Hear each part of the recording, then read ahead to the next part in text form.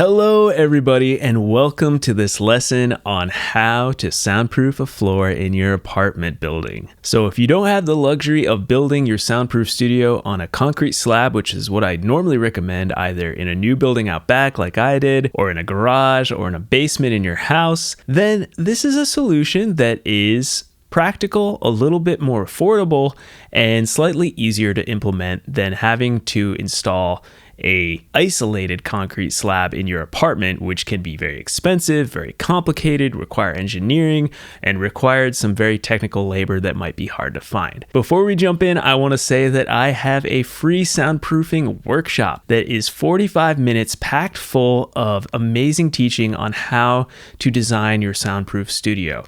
You will leave this workshop having a plan and the know-how of exactly how you're going to start to implement building your soundproof studio. So if you're ready to take that leap, check out the link below. Go to soundproofyourstudio.com where you can sign up for that free workshop, and I'll see you there.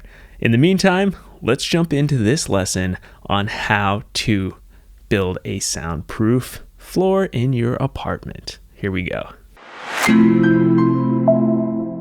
All right, so this lesson is actually taken from Rod Gervais's book, Home Recording Studio Build It Like the Pros, which is the Bible of soundproofing in my opinion. It's where I've learned most of what I teach. And this is actually a little, it's almost like 2 pages in the back of the book where he goes into a slightly different design on what he used to create a floating floor or a decoupled floor in an apartment building that needed to have a completely soundproof recording studio. And this ended up working, which was great. I'm going to teach you the design here. I'm going to show you a diagram of how to do it and go over some of the concepts so that you can implement this in your own apartment. So let's take a look at this diagram here. So the first thing you want to do is build out your walls all the way down to the floor. So we're actually going to finish off our walls first, and then we're going to install the floor last, which is kind of counterintuitive to what you would normally do. But in this situation, we want the walls to be touching the base floor, which could be either a concrete slab in your apartment building,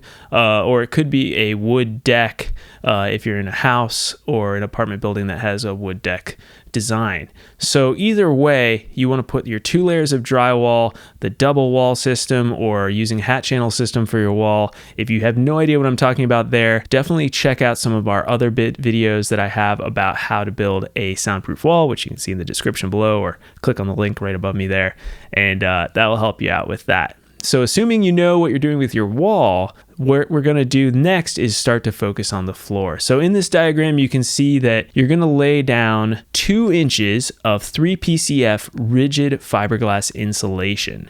So this insulation is going to be the bedrock for your floor. You're going to put that down first on top of your wood deck or your floating concrete floor that's already existing in your apartment building. Next, we're going to get 1/2 inch plywood. So you're going to lay down your plywood across on top of that rigid fiberglass and just lay it down, and you want to put it down so that all of your seams are either going lengthwise across the room or the widthways across the room, and I'll explain that later in a second. Next, you're going to get some green glue, and if you don't know what green glue is, again, check out a link I have below on more information about green glue, but basically, in a nutshell, it is a substance that helps with damping with soundproofing, which helps to reduce the amount of sound that travels through material.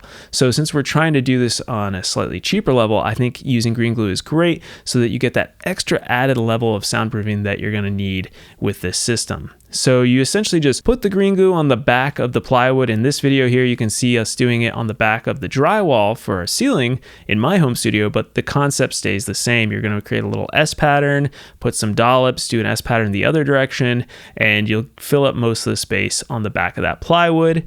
You're going to put the plywood down on top of your first layer of plywood. So it's your second layer of 1/2 inch plywood. And you're going to do that so that the seams do not line up. So remember I said do all your seams lengthwise, and then you can do all the other seams horizontally so that no air can pass through the seams directly from the insulation up through your plywood. To attach the plywood together, Rod recommends using 1 3/4 inch wood screws. And what you can do is put the wood screws at every 8 inches on center around the edge of the plywood, and then every 16 inches on center around the middle section of each plywood sheet. And this will ensure that your plywood is attached fully together and you've got that squished layer of green glue in the middle, making a plywood green glue sandwich. Again, this is what's going to actually help with the soundproofing your floor, so I think it's an important part to use that green glue. Next, you are going to put on your final flooring layer. This could be a laminate floor, or it could be a hardwood floor, or it could be even an engineered hardwood floor, which is what I did in my studio. Regardless, this floor technique is relatively simple compared to other ideas that you might have to use, like I said, with the floating concrete floor, which is not easy. So use this as an option if you are out of other options. If you don't have enough stability to hold a heavy concrete floor, or if you don't have the budget to do that as well, this is an alternative solution that should work. I will say that it's important to use acoustic caulk around all the edges of your floor where it meets the wall, so that you absolutely have no gaps, no air gaps whatsoever where sound could creep up around the edges and into your room. It's important to note that in Rod's book, I don't think he really mentions this, but it is in the diagram, and I think it's interesting.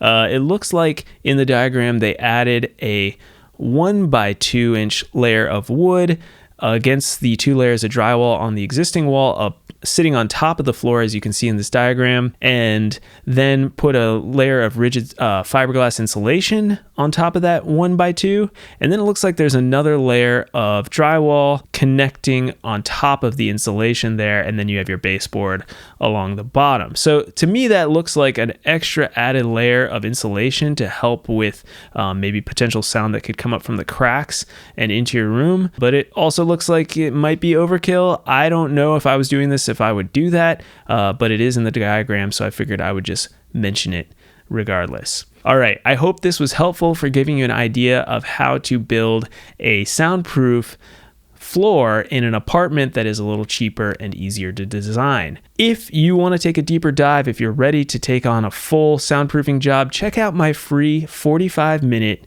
soundproofing workshop, where you will walk away with a fully designed soundproof studio that will get you started with actually starting to build your soundproof studio. You can check that out at www.soundproofyourstudio.com. If you are listening to us on our podcast, thanks so much for listening. Make sure to give us 5 stars on Apple Podcasts. That helps a ton. If you're watching on YouTube, please like, subscribe, and I will see you every single Monday, same time every week at 9 a.m. and teaching you about soundproofing. All right, have a great day.